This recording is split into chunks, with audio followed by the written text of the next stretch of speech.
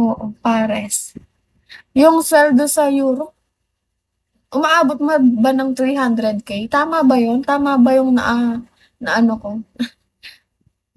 nasagap ko? 300K, 150K a month? Sweldo? Sweldo? Vampire, hello.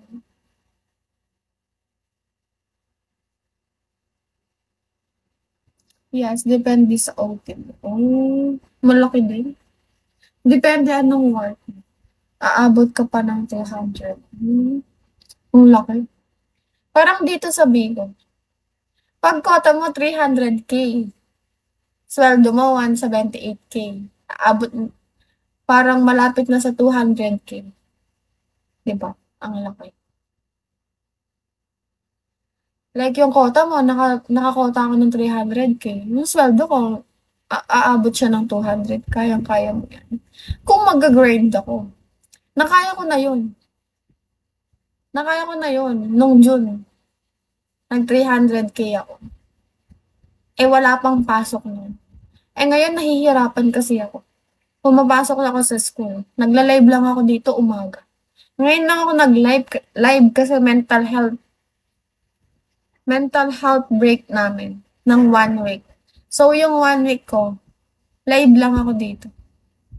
Pero ano, tatry ko nga abutin yun. If makakaya ko. Pero usually kasi kaya ko lang 210. Yung sweldo nun, nasa 100K na din. Depende. Depende kung sisipagin ako, ganun. Pero gusto ko kasing makabili ng, alam mo na. Tsaka magastos ako. Software gastos ko. Gusto ko nga bumili ng ano eh.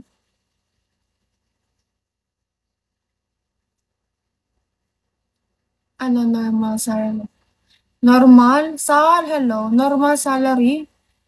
Minimum range nga ng dito Pampanga, 600 lang.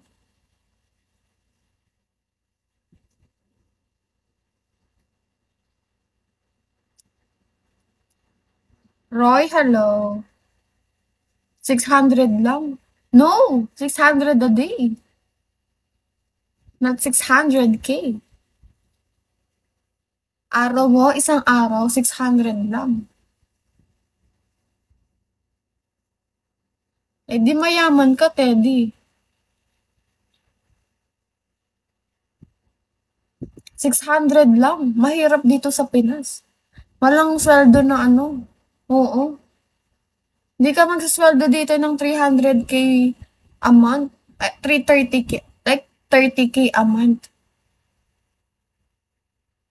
Hindi ka naman magkaano dito ng 30K a month. Pinakamataas dito lang 1 month 20K. True. Mahirap dito sa Pinas, kaya mga tao dito sa Pinas naghihirap. Hi mo. How are you mo? Dahil sa mababang sweldo. Sipin mo yun, 8 hours kang nagtatrabaho. Sweldo mo, 600. Diba? Pambili lang ng ano yun eh, kulang pa sa bigas yun eh.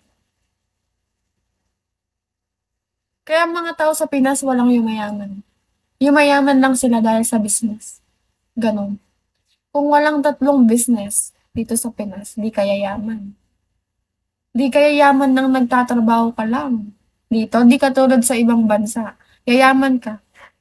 Yayaman ka kasi yung sweldo mo mataas. Pero dito, 30K. Sipin mo yon 30. Sisipin mo yon 1 month, 20K. Gagastos ka pa ng pagkain. Gagastos ka pa ng pamasahe. Paano yung mga ibang expenses mo? Babayad ka ng kuryente.